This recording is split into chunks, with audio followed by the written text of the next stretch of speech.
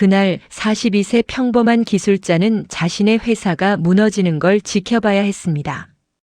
8년간 조용히 살아온 김도현. 하지만 아무도 몰랐습니다.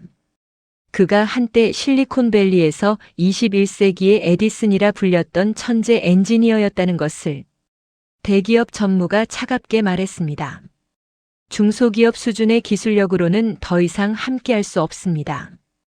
계약 해지. 그리고 그날 밤 뉴스에서 본 충격적인 장면. 자신이 개발한 기술이 그들의 이름으로 발표되고 있었습니다. 12년 전 배신당하고 모든 것을 잃었던 그 악몽이 다시 시작되었습니다. 이번에는 회사 전체가 동료들의 삶이 걸려 있었습니다. 도망칠 것인가? 아니면 다시 한번 싸울 것인가? 한 남자의 선택이 거대 기업의 어둠을 무너뜨리기까지 48시간의 치열한 사투와 감동의 역전극. 지금부터 그 긴 여정을 따라가 보겠습니다. 그 전에 잠깐 이 영상이 마음에 드셨다면 구독과 좋아요 부탁드립니다. 여러분의 생각과 경험도 댓글로 남겨주세요. 여러분의 이야기 하나하나가 또 다른 변화를 만듭니다. 그럼 지금부터 오늘의 이야기 속으로 함께 들어가 볼까요? 수도권 외곽 공단 지역 끝자락에 자리한 광안전기는 겉으로 보면 평범한 중소기업이었습니다. 3층짜리 낡은 건물, 주차장에 늘어선 10년 된 승용차들, 점심시간이면 김이 모락모락. 나는 도시락을 펼치는 직원들. 이곳에서 8년째 주임 기술자로 일하는 김도현도 그저 성실한 회사원처럼 보였습니다. 42세, 중간 키에 약간 마른 체격. 검은테 안경 너머로 보이는 눈빛은 조용했고 말수도 적었습니다. 아침 8시면 출근해서 저녁 7시에 퇴근하는 규칙적인 생활. 회식 자리에서도 술 한두 잔만 마시고 먼저 일어서곤 했지요. 동료들은 그를 착하고 조용한 기술자라고 불렀습니다. 특별히 친한 사람도 특별히 싫어하는 사람도 없는 그런 사람이었습니다. 하지만 아무도 몰랐습니다. 김도현이 한때 실리콘밸리에서 21세기의 에디슨이라 불렸던 천재 엔지니어였다는 사실을요. 12년 전 그는 미국 글로벌 반도체 기업의 최연소 수석 연구원이었습니다. 30살의 나이에 차세대 반도체 설계 특허 3건을 단독 출원했고 업계를 놀라게 한 혁신 기술을 연달아 발표했지요. 실리콘밸리의 유명 투자자들이 그를 스카우트하려 했고 MIT에서 교수직 제안이 들어오기도 했습니다. 그러던 어느 날 모든 것이 무너졌습니다. 신뢰했던 상사가 그의 연구 자료를 빼돌려 자기 이름으로 특허를 출원한 것이었습니다. 김도현이 밤낮 없이 매달린 3년의 연구 결과가 하루아침에 다른 사람의 것이 되었지요. 그는 법정 싸움을 벌였지만 거대 기업과 유능한 변호사들 앞에서 무력했습니다. 증거는 조작되었고 동료들은 침묵했으며 결국 그는 회사에서 쫓겨났습니다. 더 견디기 힘든 건 배신의 상처였습니다. 함께 커피를 마시고 연구 고민을 나누고 가족 이야기까지 했던 상사가 그 모든 시간 동안 자신을 이용했다는 사실. 김도현은 기술을, 사람을, 그리고 자기 자신을 믿을 수 없게 되었습니다. 한국으로 돌아온 그는 고향 근처 작은 회사에 숨듯 들어갔습니다. 화려한 이력서는 서랍 깊숙이 넣어두었고 평범한 기술자로 살기로 했지요. 어머니 병원비를 벌고 조용히 살다 가면 그만이라고 생각했습니다. 도현 씨, 회의실로 오세요. BK그룹에서 사람들이 오셨대요. 2층 실험실에서 회로 설계를 확인하던 김도현이 고개를 들었습니다. 젊은 여직원이 복도 끝에서 손짓하고 있었지요. 그는 안경을 벗어 닦으며 천천히 자리에서 일어났습니다. BK그룹. 광안전기 매출의 40%를 책임지는 대기업 고객이었습니다. 납품 계약 갱신 시즌이 다가오고 있었고 회사는 한 달 전부터 긴장하고 있었지요. 3층 회의실 문을 열자 낯선 분위기가 흘렀습니다. 긴 테이블 한쪽에 정장 차림의 사람들이 앉아 있었고 맞은편에는 광안전기 사장과 임원들이 긴장한 표정으로 자리하고 있었습니다. 김도현은 조용히 구석 자리에 앉았습니다. 자, 그럼 본론으로 들어가겠습니다. 테이블 중앙에 앉은 여성이 입을 열었습니다. 40대 중반으로 보이는 그녀는 차갑고 날카로운 인상이었지요. BK그룹 전무 장설아였습니다. 이번 계약 갱신은 어렵겠습니다. 솔직히 말씀드려서 귀사의 기술 수준으로는 저희 품질 기준을 맞추기 힘들다고 판단했습니다. 회의실 공기가 얼어붙었습니다. 광안전기 사장의 얼굴이 하얗게 질렸지요. 하지만 납기는 한 번도 지연된 적이 없었고 품질 검사도 항상 통과했습니다. 서류상으로는 그렇겠지요. 하지만 실제로는 여러 문제가 있었습니다. 저희가 참아온 것뿐입니다. 장설아는 서류철을 펼쳤습니다.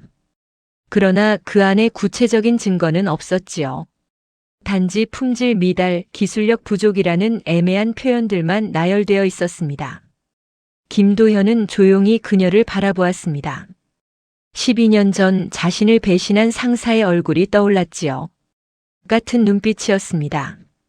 이미 결정을 내려놓고 형식적인 통보만 하는 사람의 차가운 눈빛. 회의는 30분 만에 끝났습니다. 장설아 일행이 떠나고 회의실에는 무거운 침묵만 남았습니다.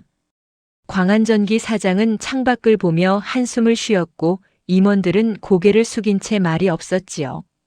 도현 씨. 사장이 돌아보았습니다. 혹시 방법이 없을까요? 기술적으로 개선할 부분이 있다면. 김도현은 천천히 고개를 저었습니다. 문제는 기술이 아닙니다. 그날 밤 김도현은 늦게까지 회사에 남아 있었습니다. 텅 빈 사무실, 형광등 불빛 아래서 그는 지난 8년간의 연구 자료를 정리하고 있었지요. 컴퓨터 화면에는 광안전기가 개발해온 차세대 반도체 설계 도면이 떠 있었습니다. 오후 9시 휴대폰에서 뉴스 알림이 울렸습니다. BK그룹 차세대 반도체 핵심 기술 개발 성공 발표. 김도현의 손이 멈췄습니다. 기사를 클릭하자 장설아가 기자회견장에서 미소 짓는 사진이 나왔습니다. 그리고 기술 설명 화면에 나타난 설계도. 그것은 광안전기가 2년 전 제안서에 담았던 기술과 거의 동일했습니다. 김도현은 천천히 안경을 벗었습니다. 손이 미세하게 떨리고 있었지요. 12년 만에 다시 느끼는 감정이었습니다. 배신당했을 때의 그 무력감과 분노가 조용히 가슴속에서 타올랐습니다. 그는 창밖을 바라보았습니다. 어두운 공단 지역, 멀리 보이는 도시의 불빛. 조용히 살려고 했습니다. 더 이상 싸우지 않으려 했지요. 하지만 이번에는 자신만의 문제가 아니었습니다. 8년간 함께 일한 동료들, 가족을 먹여 살려야 하는 이 작은 회사 사람들의 삶이 걸려 있었습니다. 김도현은 다시 안경을 쓰고 컴퓨터 앞에 앉았습니다. 그의 눈빛이 달라져 있었습니다. 더 이상 조용한 기술자의 눈이 아니었지요. 한때 실리콘밸리를 놀라게 했던 21세기의 에디슨이라 불렸던 그 엔지니어의 눈빛이었습니다. 싸움은 이제 시작이었습니다. 광안전기의 아침은 평소와 달랐습니다. 출근한 직원들 얼굴에 불안이 서려 있었고 복도에서는 수군거리는 소리가 끊이지 않았지요. BK그룹의 계약 해지 소식이 회사 전체에 퍼진 것이었습니다. 김도현은 2층 실험실에서 혼자 작업하고 있었습니다. 지난밤 확인한 기술 설계도를 다시 한번 꼼꼼히 살펴보았지요. BK그룹이 발표한 기술과 광안전기의 제안서를 나란히 놓고 비교했습니다. 핵심 회로 구조가 일치했고 설계 방식도 같았습니다. 우연이라고 보기엔 너무 정확했지요. 도현 씨, 사장님이 부르십니다. 문이 열리고 총무팀 김대리가 고개를 내밀었습니다. 그의 표정도 어두웠지요. 사장실에 들어서자 광안전기 이승호 사장이 창밖을 보며 서 있었습니다. 60대 초반 이 회사를 30년간 키워온 사람이었습니다. 김도현이 8년 전 이곳에 왔을 때 화려한 이력서를 묻지 않고 받아준 사람이기도 했지요. 앉게. 이승호 사장이 돌아앉았습니다. 책상 위에는 은행 서류들이 놓여 있었습니다. BK와 계약이 끊기면 우리 매출이 40% 줄어들네. 대출 상환도 어려워지고. 김도현은 조용히 듣고 있었습니다. 직원들 월급은 어떻게든 챙겨야 하는데 설비 투자도 미뤄야 할 것 같고. 사장님. 김도현이 입을 열었습니다. BK가 발표한 기술 확인해 보셨습니까? 뉴스에서 봤네. 대단하더군.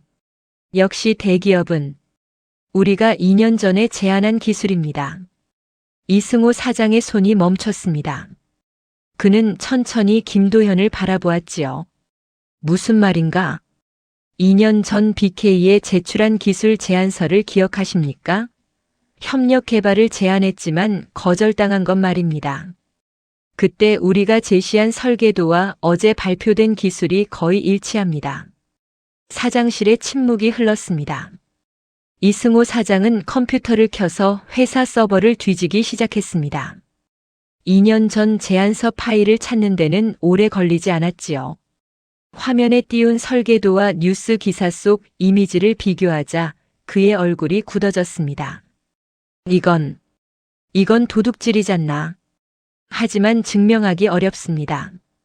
그들은 이미 특허까지 출원했을 겁니다. 변호사를 선임해서라도. 김도현은 고개를 저었습니다. 법정 싸움은 시간과 비용이 듭니다. 우리한테 그럴 여력이 없습니다. 그리고 그들은 이미 준비했을 겁니다.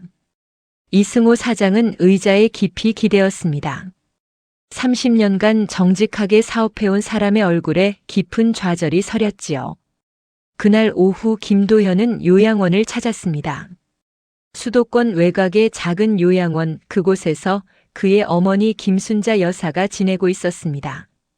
3년 전 뇌졸중으로 쓰러진 뒤로 거동이 불편해진 어머니였지요. 도현아 왔니? 침대에 누워 계시던 어머니가 미소 지었습니다. 70대 중반 아직 정신은 또렷했지만 몸이 말을 듣지 않았습니다. 어머니 식사는 하셨어요? 응, 잘 먹었어. 그런데 얼굴이 왜 그러니? 무슨 일 있니? 김도현은 아무렇지 않은 척 미소 지었습니다. 어머니 앞에서만큼은 걱정을 보이고 싶지 않았지요. 아닙니다. 회사 일이 좀 바빠서요. 창밖을 보던 어머니가 조용히 말했습니다. 미국 있을 때가 생각나니? 김도현의 손이 멈췄습니다. 그때 내가 전화로 얘기하던 목소리가 참 좋았어. 신나고 즐거워 보였지. 기술 개발한다고 밤낮 없이 일해도 행복해 보였단다. 옛날 일입니다. 하지만 지금은 다르지. 요즘 내 목소리는 살아있는 것 같지가 않구나. 김도현은 대답하지 못했습니다. 어머니는 항상 알고 계셨습니다. 아들이 무언가를 포기하고 살아간다는 것을요. 도현아, 엄마 걱정은 하지 마. 엄마는 괜찮아. 내가 하고 싶은 일 하면서 사는 게 엄마는 더 좋단다. 요양원을 나서는 김도현의 휴대폰이 울렸습니다. 모르는 번호였지요. 여보세요? 김도현 주임님이십니까? 저는 이스트테크 개발본부 박미호 이사입니다. 낯선 여성의 목소리였습니다. 또렷하고 차분한 말투였지요. 이스트테크요? BK그룹의 경쟁사입니다.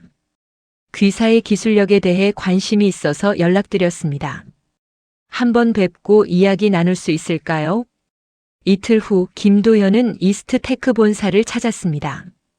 서울 강남의 15층 건물 광안전기와는 비교할 수 없는 규모였지요. 7층 회의실에서 박미호 이사가 그를 맞았습니다. 뵙게 되어 반갑습니다.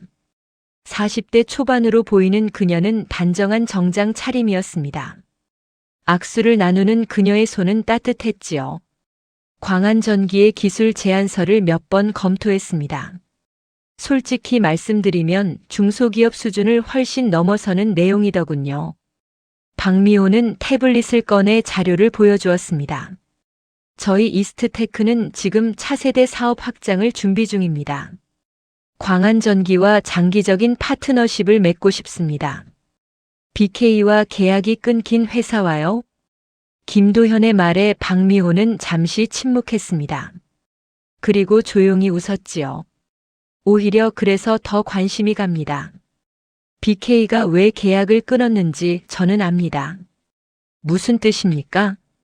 그들은 필요한 기술을 얻으면 원래 파트너를 버립니다. 저희도 5년 전에 같은 일을 당했거든요. 박미호의 눈빛이 진지해졌습니다. 김주임님, 우리 함께 일하면 어떻겠습니까? BK보다 나은 기술을 만들어냅시다. 김도현은 회의실 창밖을 바라보았습니다. 광안전기에는 당장 프로젝트를 수행할 설비도 자금도 없었습니다. 이것은 유일한 탈출구였지요. 조건이 있습니다. 말씀하세요. 광안전기 직원들의 일자리를 보장해 주십시오. 그리고 기술 개발 과정에 우리 팀이 주도권을 갖게 해 주십시오. 박미호는 잠시 생각하더니 고개를 끄덕였습니다. 좋습니다. 설비는 저희 것을 공유하고 개발은 공동으로 진행하지요.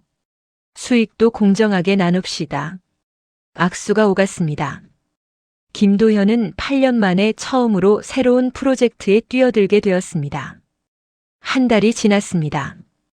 이스트테크의 연구동에서 광안전기팀은 밤낮 없이 작업했습니다.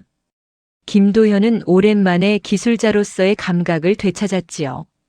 회로를 설계하고 시제품을 만들고 테스트를 반복하는 과정이 고통스럽지만 즐거웠습니다. 박미호는 자주 연구실을 찾았습니다. 커피를 내려주고 진행 상황을 체크하고 필요한 것이 있으면 바로 지원했지요. 김도현은 그녀에게서 12년 전 자신을 배신한 상사와는 다른 무언가를 느꼈습니다. 진심으로 기술을 존중하고 사람을 신뢰하는 태도였습니다. 잘 되고 있습니까? 어느 날 밤 늦게 박미호가 연구실에 들어왔습니다. 김도현 혼자 남아 설계도를 수정하고 있었지요. 네, 순조롭습니다. 무리하지 마세요. 건강이 먼저입니다. 괜찮습니다. 오히려 오랜만에 일다운 일을 하는 것 같아서 좋습니다. 박미호는 옆 의자에 앉았습니다.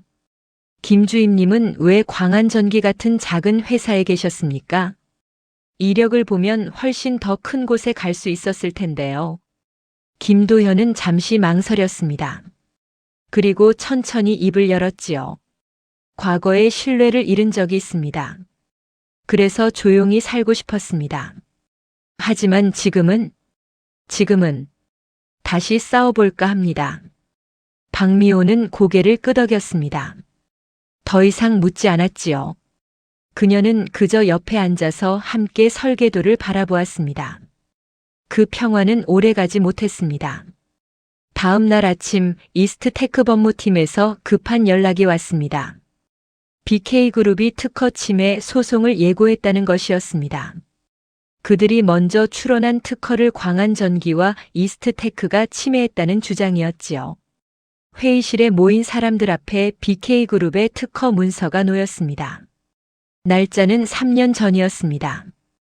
광안전기가 제안서를 제출하기 6개월 전이었지요. 이건 말이 안 됩니다. 김도현이 서류를 내려놓았습니다. 3년 전에는 이 기술 개념 자체가 없었습니다. 누군가 날짜를 조작했거나 내부 정보를 미리 입수한 겁니다. 박미호의 표정이 굳어졌습니다. 하지만 특허청에 정식으로 등록된 문서입니다. 싸우려면 증거가 필요합니다. 증거는 없습니다. 다만 김도현은 잠시 생각에 잠겼습니다. 이 기술의 핵심 이론은 제가 12년 전 미국에서 연구한 내용을 기반으로 합니다. 당시 자료가 남아있다면 BK의 특허가 후발임을 증명할 수 있을지도 모릅니다. 그 자료는 어디 있습니까?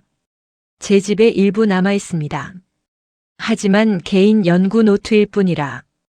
그날 밤 김도현은 집에 돌아가 오래된 상자를 꺼냈습니다.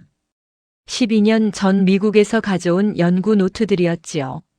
먼지를 털어내고 펼쳐보니 희미한 필기와 도면들이 보였습니다. 하지만 이것만으로 법정 증거가 될지는 의문이었습니다.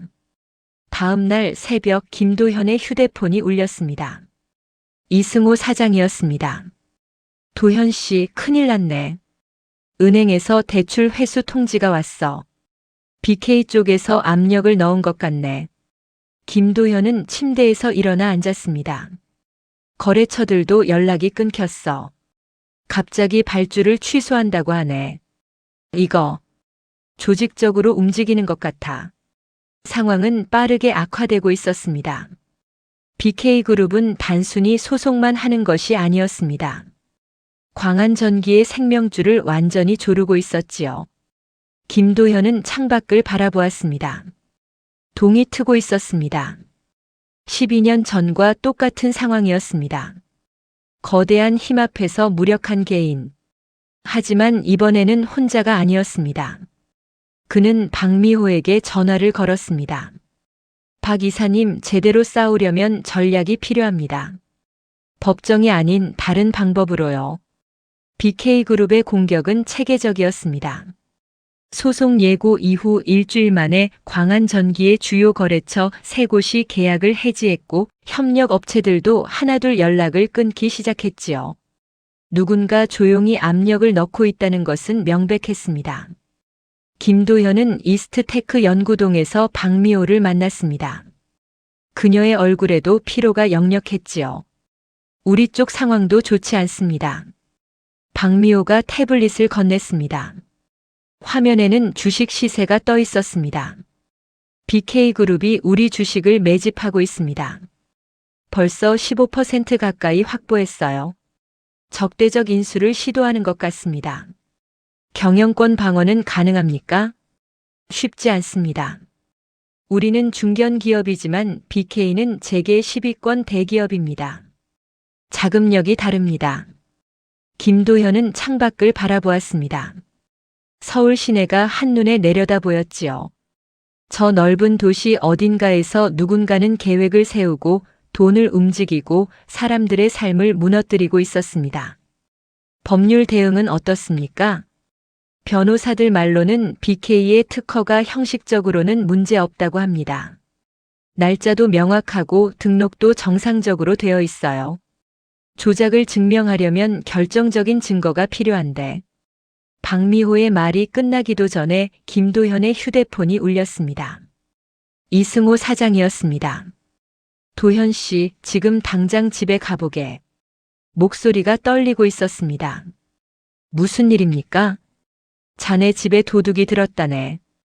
경찰에서 연락이 왔어. 김도현은 곧바로 집으로 달려갔습니다. 원룸 앞에는 경찰차가 서 있었고 형사 2명이 현장을 조사하고 있었지요. 문은 부서져 있었고 방 안은 난장판이었습니다. 집주인이십니까?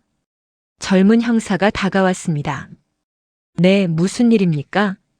정확한 시간은 모르지만 오늘 낮 사이에 침입한 것으로 보입니다. 이웃 주민이 이상한 소리를 듣고 신고했어요. 훔쳐간 물건 확인 좀 해주시겠습니까? 김도현은 방 안을 둘러보았습니다. 노트북은 그대로 있었습니다. 지갑도 책상 위에 놓여 있었지요. 하지만 한 가지가 사라졌습니다. 어젯밤 꺼내둔 연구 노트 상자가 없었습니다. 연구 자료가 없어졌습니다. 연구 자료요? 형사가 수첩을 꺼냈습니다. 어떤 자료입니까? 12년 전 제가 미국에서 작성한 개인 연구 노트입니다. 오래된 공책 몇 권이었습니다. 돈이 될 만한 물건이었습니까? 김도현은 대답하지 못했습니다. 일반인에게는 그저 낡은 공책이었지만 지금 상황에서는 유일한 증거 자료였습니다.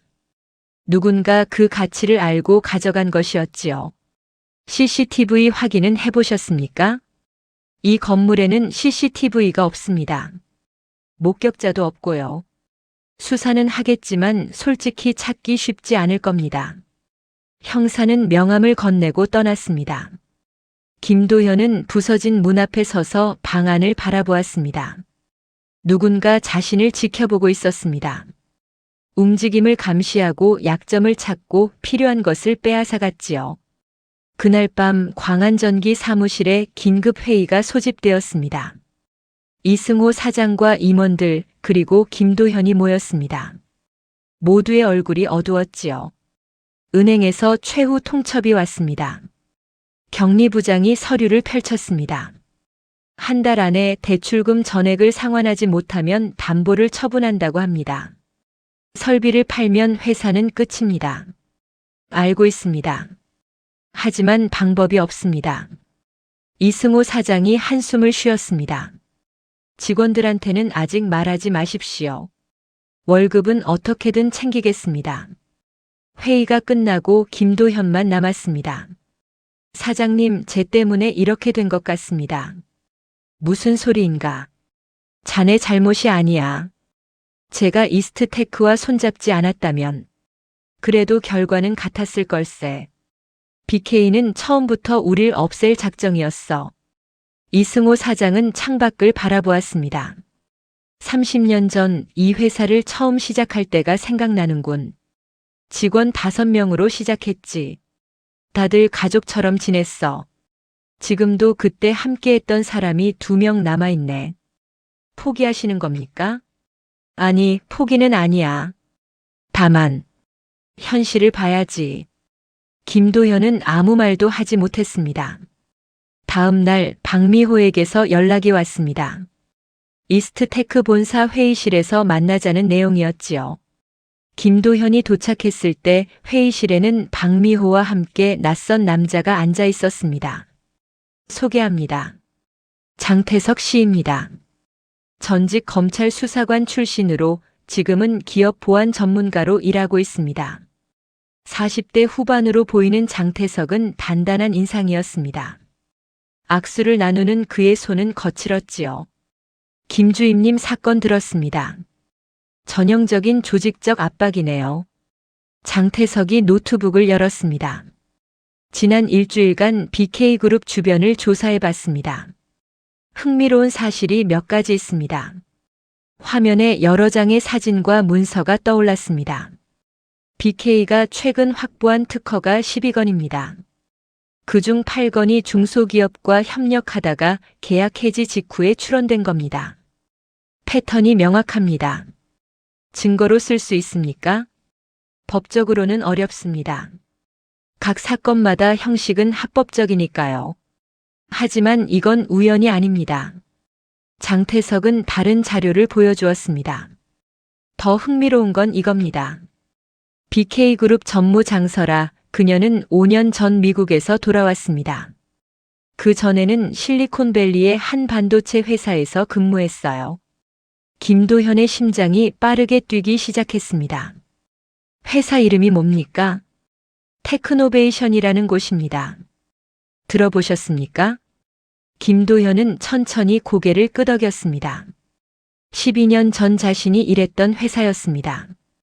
자신을 배신한 상사가 있던 바로 그곳이었지요. 확인이 더 필요하지만 장설아와 김주임님의 전 상사가 연결되어 있을 가능성이 큽니다. 박미호가 김도현을 바라보았습니다. 12년 전 일이 지금까지 이어지고 있다는 뜻입니까? 김도현은 잠시 침묵했습니다. 머릿속에서 퍼즐 조각들이 맞춰지고 있었습니다. BK가 자신의 기술을 노린 것은 우연이 아니었습니다. 누군가 처음부터 알고 있었던 것이지요. 제 연구 노트를 훔쳐간 것도 증거 인멸일 겁니다. 김 주임님이 과거 자료를 토대로 반박하지 못하게 막으려는 거죠. 장태석은 노트북을 닫았습니다. 하지만 아직 끝난 게 아닙니다. 그들이 이렇게 필사적으로 움직인다는 건 약점이 있다는 뜻입니다. 어떤 약점입니까? BK가 발표한 기술 실제로 작동합니까? 김도현은 잠시 생각했습니다. 이론상으로는 가능합니다. 하지만 실제 구현하려면 핵심 원리를 이해해야 합니다. 단순히 설계도만 베낀다고 되는 게 아닙니다. 그렇다면 그들의 기술에는 결함이 있을 겁니다. 박미호가 끼어들었습니다. 그걸 어떻게 증명합니까? 우리가 먼저 완성 기술을 만들어내는 겁니다. 김도현이 조용히 말했습니다. 법정에서 싸울 수 없다면 기술로 증명하는 수밖에 없습니다.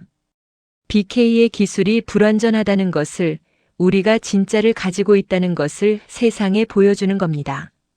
하지만 시간이 없습니다. 광안전기는 한 달 안에 문을 닫을 상황이고 우리도 BK의 적대적 인수를 막아야 합니다. 알고 있습니다. 김도현은 창밖을 바라보았습니다. 높은 빌딩들 사이로 해가 지고 있었지요. 하지만 이게 유일한 방법입니다. 기술자는 기술로 말해야 합니다. 그날 밤 김도현은 요양원을 찾았습니다. 어머니는 침대에 누워 텔레비전을 보고 계셨지요. 도현아, 이 시간에 웬일이니? 그냥 얼굴 보고 싶어서요. 김도현은 어머니 곁에 앉았습니다. 어머니는 아들의 손을 잡았습니다. 주름진 손이었지만 따뜻했지요. 힘든 일 있니? 조금요. 하지만 괜찮습니다. 도현아, 엄마가 하고 싶은 말이 있어. 어머니는 아들을 똑바로 바라보았습니다. 내 아버지 기억하지? 평생 성실하게 살았지만 정작 자기가 하고 싶은 일은 한 번도 못 해봤어. 늘 남의 눈치만 보고 안전하게만 살려고 했지. 돌아가시기 전에 후회하시더구나. 한 번이라도 제대로 부딪혀 볼 걸 하고. 어머니, 너는 아버지처럼 살지 마. 실패해도 좋아. 다치고 넘어져도 좋단다.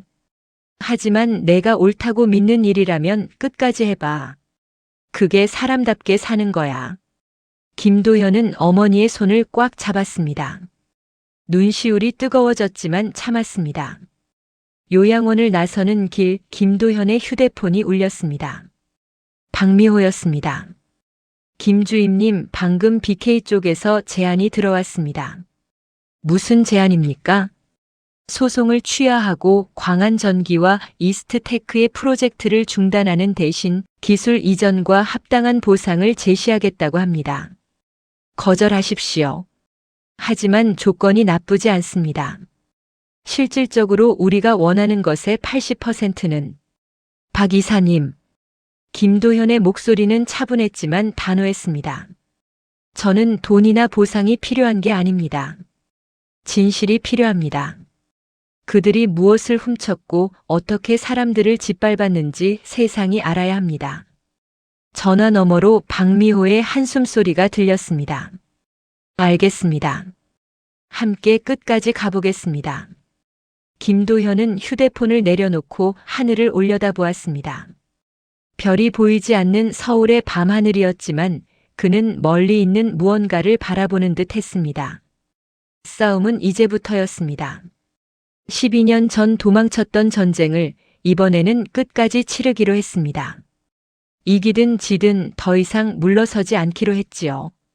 그의 주머니에서 어머니가 몰래 쥐어준 쪽지가 만져졌습니다. 펼쳐보니 이렇게 적혀 있었습니다. 도현아, 내가 자랑스럽다.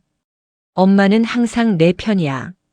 김도현은 쪽지를 다시 접어 가슴 주머니에 넣었습니다. 그리고 천천히 걷기 시작했습니다. 앞으로 나아가는 발걸음이었습니다. 다음 날 아침 이스트테크 연구동의 광안전기팀 전원이 모였습니다.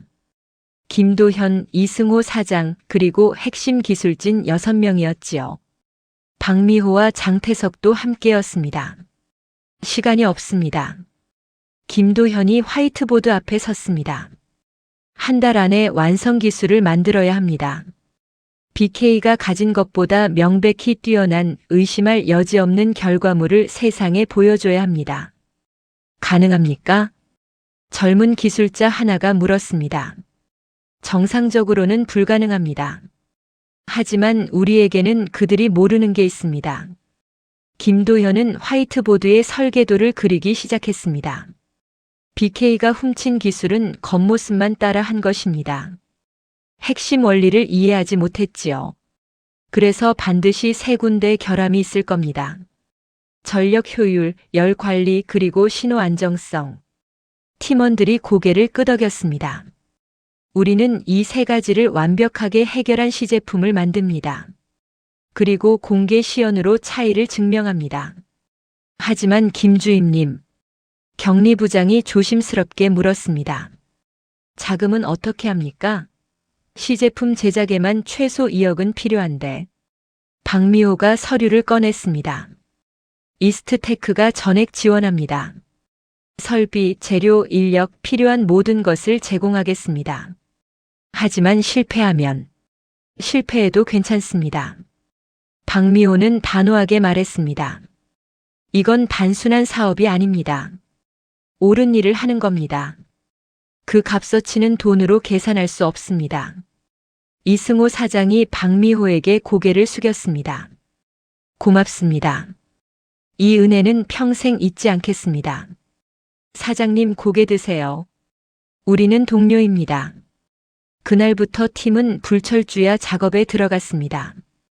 이스트테크 연구동 3층 전체가 프로젝트 공간이 되었지요. 설계팀, 제작팀, 테스트팀으로 나뉘어 24시간 교대로 일했습니다. 김도현은 거의 연구실을 떠나지 않았습니다. 간이 침대를 들여놓고 3시간씩 자며 작업했지요. 설계도를 수정하고 시뮬레이션을 돌리고 직접 납땜 작업까지 했습니다. 일주일이 지났습니다. 첫 번째 시제품이 완성되었지만 테스트에서 실패했습니다. 전력 효율이 목표치에 미치지 못했지요. 다시 합니다.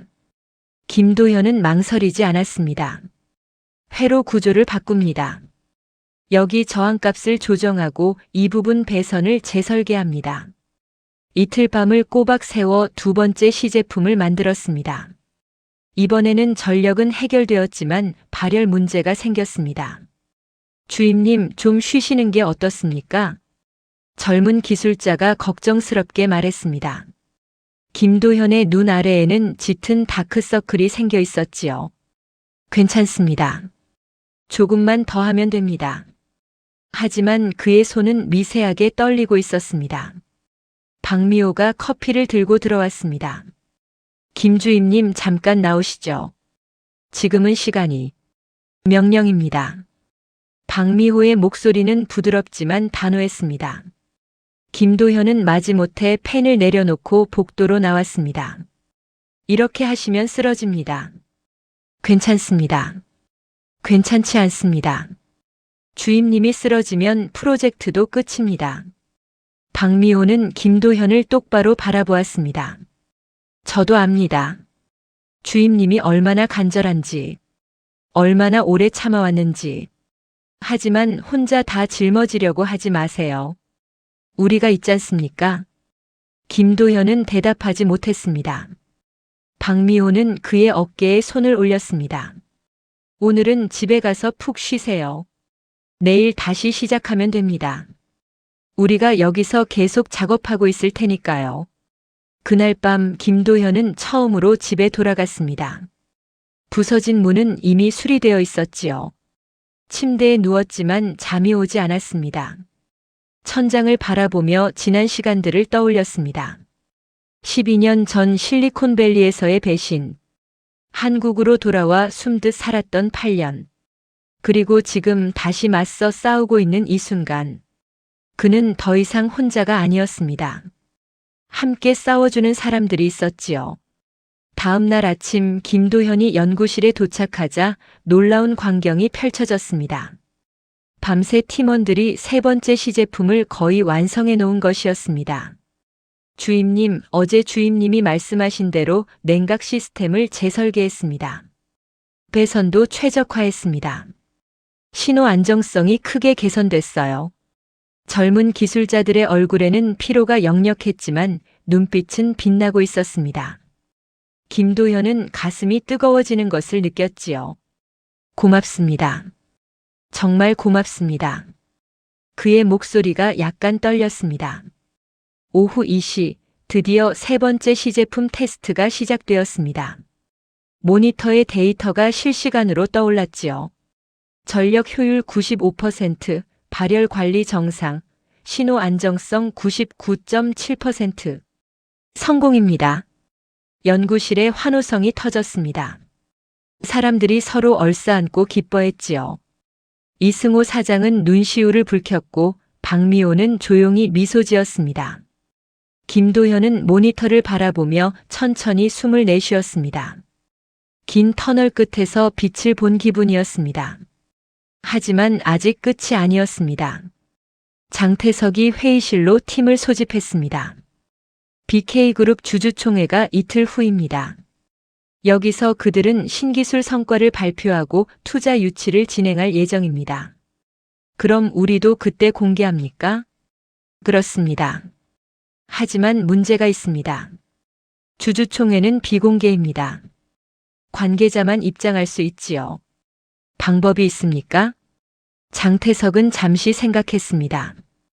기자로 위장하는 방법이 있습니다. 주주총회에도 일부 언론은 들어갈 수 있으니까요. 하지만 위험합니다. 발각되면 제가 하겠습니다. 김도현이 말했습니다. 이건 제 싸움입니다. 제가 직접 가야 합니다. 너무 위험합니다.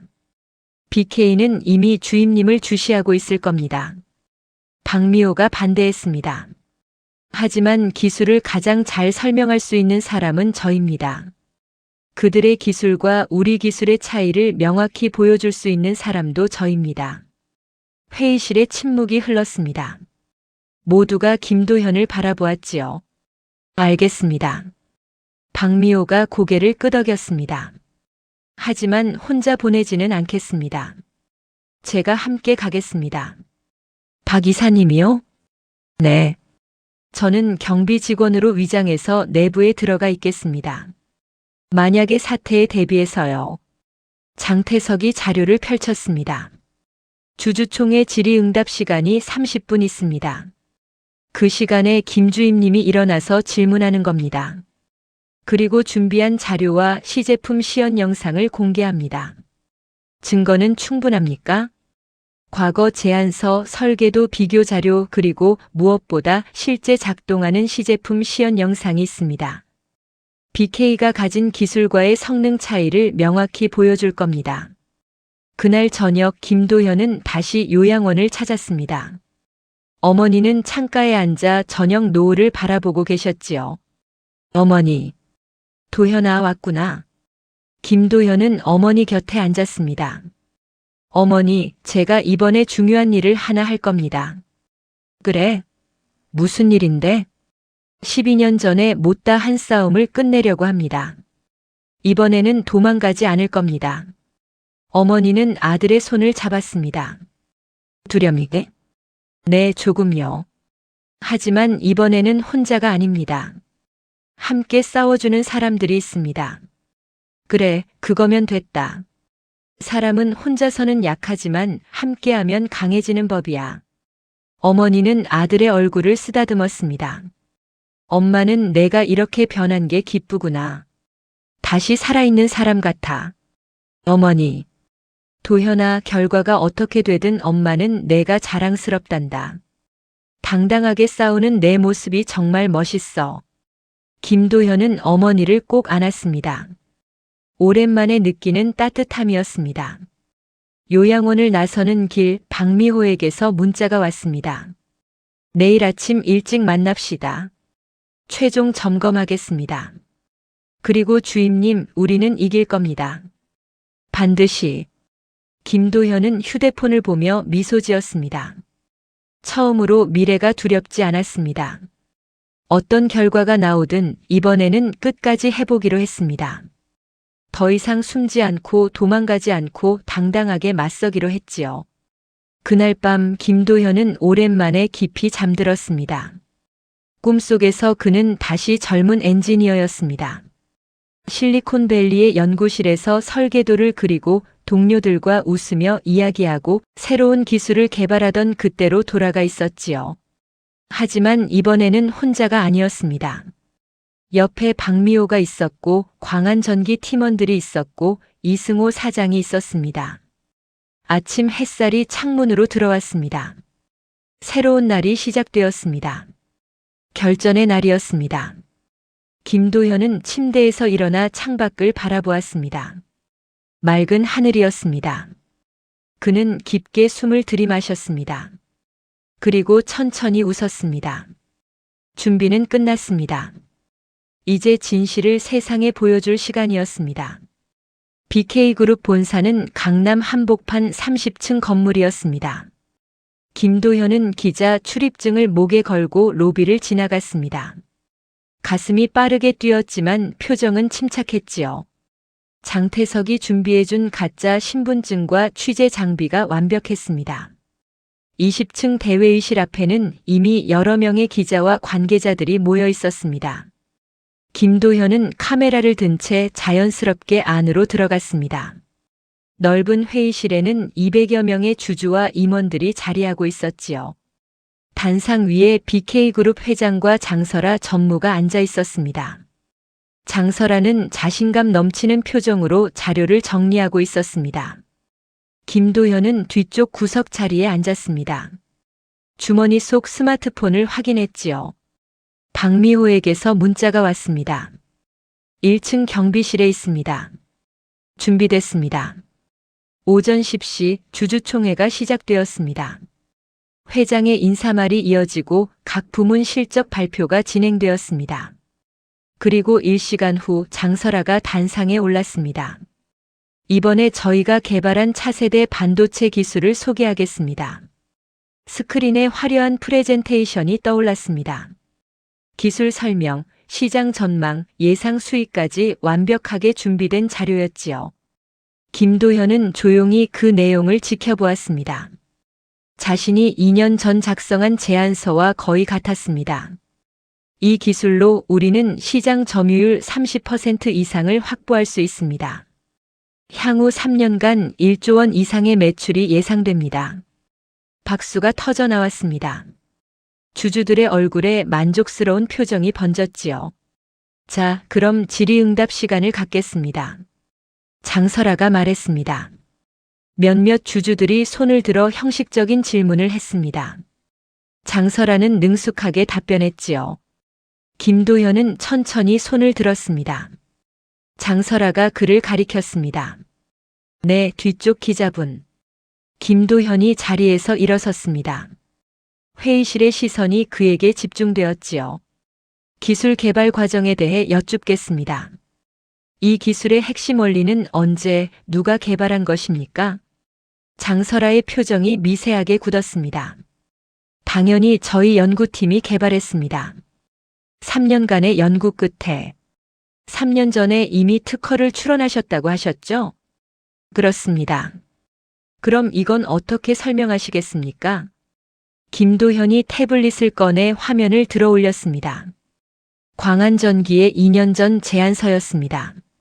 그리고 BK의 발표 자료를 나란히 비교한 이미지가 스크린에 띄워졌지요. 회의실이 술렁이기 시작했습니다. 이것은 2년 전 광안전기라는 중소기업이 귀사에 제출한 기술 제안서입니다. 핵심 설계가 똑같습니다. 우연이라고 보십니까? 장설아의 얼굴이 창백해졌습니다. 당신은 누구입니까? 어떻게 여기 들어왔습니까? 김도현입니다. 광안전기 주임 기술자이자 이 기술의 실제 개발자입니다. 경비들이 움직이기 시작했습니다. 하지만 김도현은 계속 말했습니다. 그리고 한 가지 더 있습니다. 귀사의 기술에는 치명적인 결함이 있습니다. 설계도만 베껴서는 절대 작동하지 않는 부분이 3군데 있습니다. 허황된 주장입니다. 당장 저 사람을 내보내십시오. 장설아가 소리쳤습니다. 경비들이 김도현에게 다가왔지요.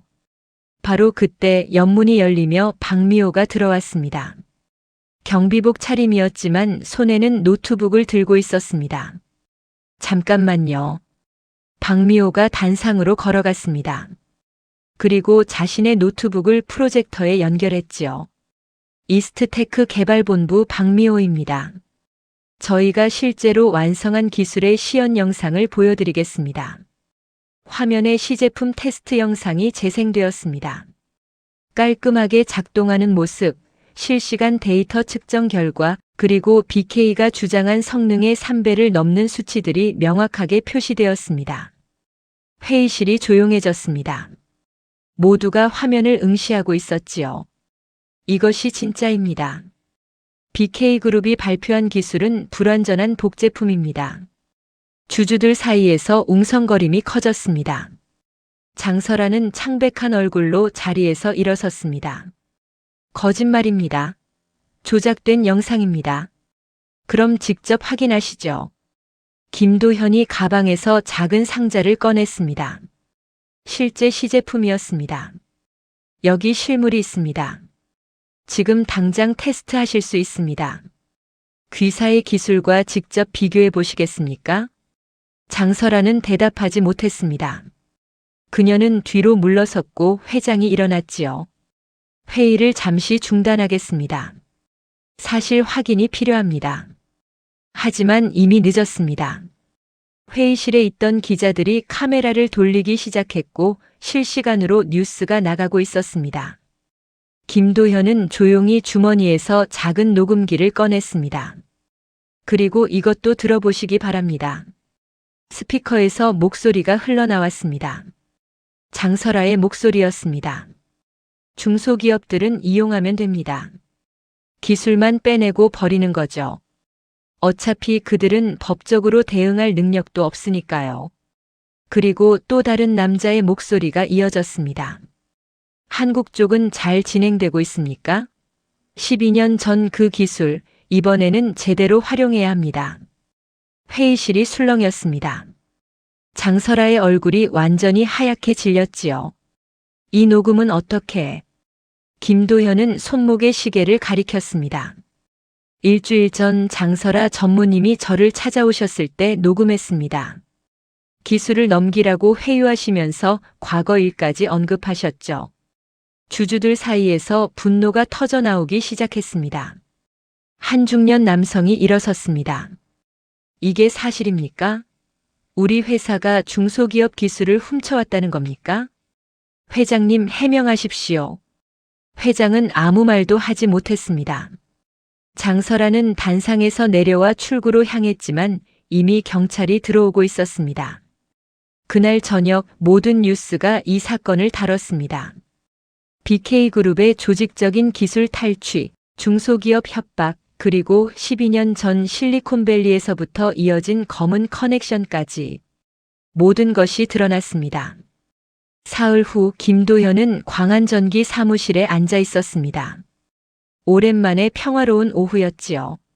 창밖으로 따뜻한 햇살이 들어왔습니다. 도현 씨, 이승호 사장이 들어왔습니다. 그의 얼굴에는 오랜만에 편안한 미소가 있었지요. 은행에서 연락 왔네. 대출 기간을 연장해 준다고 하네. 그리고 새 계약건도 3건이나 들어왔어. 다행입니다. 자네 덕분이야. 정말 고맙네. 아닙니다.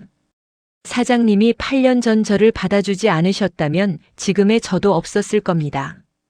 이승호 사장은 김도현의 어깨를 두드렸습니다. 앞으로 회사를 키워보세. 자네가 기술이사를 맡아주게. 우리 제대로 한번 해보자고. 그날 저녁 김도현은 박미호와 함께 한강을 걸었습니다. 선선한 바람이 불었지요. 주임님, 아니 이제는 이사님이라고 불러야 하나요? 박미호가 웃으며 물었습니다. 편하게 부르세요. 그럼 도현 씨라고 불러도 될까요? 김도현이 그녀를 바라보았습니다. 박미호는 미소 짓고 있었습니다. 네, 좋습니다. 두 사람은 나란히 걸었습니다. 한강 위로 노을이 지고 있었지요. 도현 씨는 이제 어떻게 하실 건가요? 다시 시작하려고 합니다. 제대로요. 더 이상 숨지 않고 당당하게. 혼자서요? 아니요. 이번에는 함께요. 박미호가 김도현의 손을 잡았습니다. 따뜻한 손이었습니다. 한 달 후 김도현은 요양원을 찾았습니다. 어머니는 휠체어에 앉아 정원을 바라보고 계셨습니다. 예전보다 건강해 보이셨지요. 새로운 치료를 시작한 덕분이었습니다. 어머니, 좋은 소식이 있습니다. 뭔데? 더 좋은 요양시설로 옮기실 수 있게 됐습니다. 재활치료도 받으실 수 있고요. 그런 데는 비싸지 않니? 괜찮습니다. 제가 감당할 수 있습니다. 어머니는 아들의 손을 잡았습니다. 도현아, 엄마는 어디 있든 괜찮단다. 중요한 건 내가 행복한 거야. 저 행복합니다. 정말로요. 김도현의 목소리는 진심이었습니다. 12년 만에 처음으로 그는 진정으로 행복했습니다. 6개월이 흘렀습니다. 광안전기와 이스트테크는 공식 파트너십을 맺고 새로운 연구센터를 설립했습니다. 김도현은 연구센터 소장이 되었고 박미호는 공동대표를 맡았지요. 개소식 날 많은 사람들이 모였습니다. 광안전기 직원들, 이스트테크 임원들, 그리고 몇몇 언론사 기자들도 있었습니다. 오늘 이 자리가 있기까지 많은 분들의 도움이 있었습니다. 김도현이 마이크 앞에 섰습니다. 저는 오랫동안 과거에 갇혀 살았습니다. 한 번의 배신 때문에 세상을 믿지 못했고 제 자신도 믿지 못했습니다. 하지만 이곳 사람들이 저를 다시 일으켜 세워주었습니다. 그는 잠시 말을 멈추고 청중을 바라보았습니다. 기술은 혼자 만드는 게 아닙니다. 신뢰와 협력 그리고 진심 어린 노력이 모여야 진짜 기술이 탄생합니다. 우리는 앞으로도 정직하게 당당하게 일할 것입니다. 박수가 터져 나왔습니다. 이승호 사장이 눈시울을 붉혔고 젊은 기술자들은 환호했습니다. 행사가 끝나고 김도현은 연구센터 옥상에 올라갔습니다. 수도권 외곽이 한눈에 보였지요. 8년 전 처음 이곳에 왔을 때가 떠올랐습니다. 모든 것을 포기하고 그저 조용히 살려고 했던 그때. 여기 계셨군요. 박미호가 옥상 문을 열고 들어왔습니다. 혼자 있고 싶으셨어요? 아니요, 그냥 생각 좀 하고 있었습니다. 무슨 생각이요? 변했구나 싶어서요. 제가, 이곳이, 모든 게, 박미호가 그의 옆에 섰습니다. 좋은 변화죠? 네, 좋은 변화입니다. 두 사람은 나란히 서서 풍경을 바라보았습니다. 멀리 도시의 불빛이 하나둘 켜지고 있었습니다. 도현 씨. 네. 저 말하고 싶은 게 있는데요.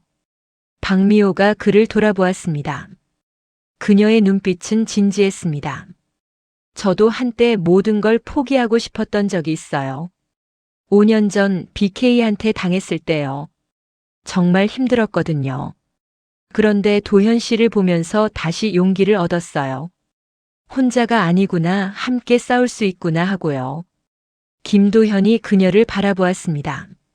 고맙습니다. 제가 더 고마운데요. 서로 고마운 거죠. 박미호가 웃었습니다. 김도현도 따라 웃었습니다. 그날 밤 김도현은 집에 돌아와 오래된 상자를 꺼냈습니다. 12년 전 미국에서 가져온 물건들이었지요. 사진 몇 장, 상장, 그리고 동료들과 찍은 단체 사진. 그는 그것들을 하나씩 꺼내보다가 모두 다시 상자에 넣었습니다. 그리고 조용히 상자를 선반 깊숙이 밀어 넣었습니다. 과거는 이제 과거였습니다. 기억하되 붙잡지 않기로 했습니다. 앞을 보고 걸어가기로 했지요. 창밖으로 별이 보였습니다. 김도현은 오랜만에 별을 올려다보았습니다. 12년 전 실리콘밸리에서 밤하늘을 보며 꿈꾸던 그때처럼 다시 미래가 보였습니다. 하지만 이번에는 혼자가 아니었습니다. 함께 걷는 사람들이 있었고 함께 만들어갈 내일이 있었습니다. 김도현은 조용히 미소 지었습니다. 그리고 불을 끄고 잠자리에 들었습니다. 편안한 잠이었습니다. 오랜만에 악몽 없는 따뜻한 꿈을 꾸는 밤이었지요. 새로운 아침이 올 것이었습니다. 그리고 그 아침은 희망으로 가득할 것이었습니다. 영상이 마음에 드셨다면 구독과 좋아요 부탁드립니다. 그리고 여러분의 이야기를 댓글로 들려주세요. 당신의 한마디가 또 다른 변화를 만듭니다.